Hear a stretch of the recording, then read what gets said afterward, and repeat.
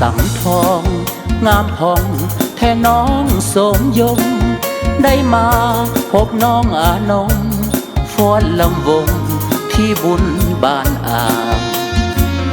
น้องอยู่บ้านใดสาวสะไกหรือสัมพันนาบ้านคบเพิงอายก็เคยมาเพียลาดนันนาได้มาเที่ยวบุญ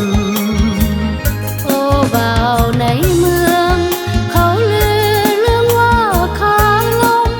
ย้อนเนยาน้องตกต้มหลงคาลมแล้วอายก็จะอย่ามาปากหวานหลอกกินน้ำตาลแล้วก็พัดพาได้ความหาให้น้องลำบากแล้วก็จากสาวเมืองสังทองอ้ายขอสัญญาสาบานว่าฮักแน่นอนฮักแต่น้องบังอ่อนบ่หลอกหลอนให้น้องปวดใจได้ยินคำว่าจะเอาให้น้องตายใจฮักแท้ต้องอย่ามือไว้มีตอกมัดใจคำมั่นสัญญาโอ้แสนสุดซึ้งดูดดึงหัวใจอ้ายหลายตั้งแต่เกิดมาเป็นสายสาวก็หลายแต่บ่ทอน้องลงหาเจ้าแล้วลงแล้วสาวเมืองสังทองจะมาตามหีดตามคองสู่ขอน้องถ้าน้องเห็นใจอ้ายสัญญาแล้วบอกแล้วอย่าให้ผิดหวังสาบานกับผู้พนังสาวเมืองสังนี่บอกขดเลี้ยวถ้า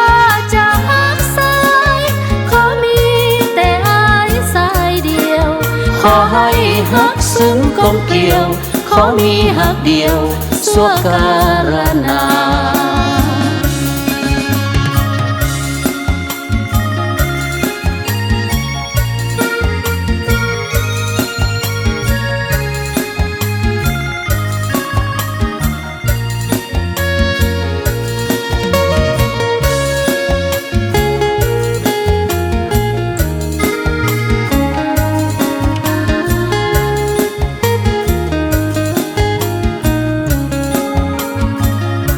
อ้ายขอ